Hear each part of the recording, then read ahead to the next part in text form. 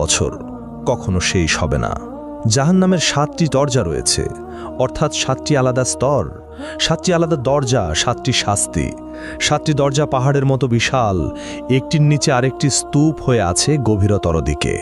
ওই দরজাগুলোর আড়াল থেকে এক আলো জ্বলে ওঠে, যার হৃদয়ে ভয়ের সঞ্চার করে। এই দরজার প্রহরীর সামনেই থাকবে চোপ বজ্রের মতো, চেহারা কঠোরতায় খোদাই করা।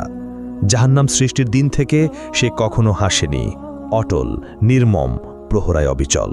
প্রতিটি দরজা ভিন্ন পাপীদের জন্য, প্রতিটি স্তরে আলাদা শাস্তি, কেউ হালকা, কেউ ভয়ঙ্কর। লোকেরা জাহান্নামের দারোয়ান মালিককে ডাকবে, হে মালিক, তোমার রবকে ডাকো, আমাদের জীবন শেষ করে দিক। কিন্তু মালিক উত্তর দেবে শুধু নীরবতায়। প্রথম দরজা আকাশ কাঁপানো গর্জনে খুলবে, এর উপর লেখা থাকবে জাহান্নাম।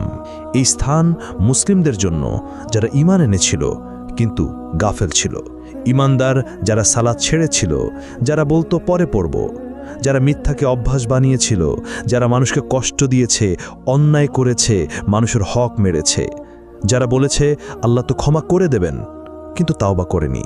তারা যখন প্রবেশ করবে তখন তারা কেঁপে উঠবে, আমরা কি ঈমানদার ছিলাম না? আমরা কি শাহাদা বলিনি? হ্যাঁ বলেছিল, কিন্তু এর দায়িত্ব পালন করেনি। এখানকার শাস্তি অস্থায়ী, যতদিন তাদের গুনাহ থাকবে ততদিন শাস্তি চলবে, তারপর তারা জান্নাতে যাবে।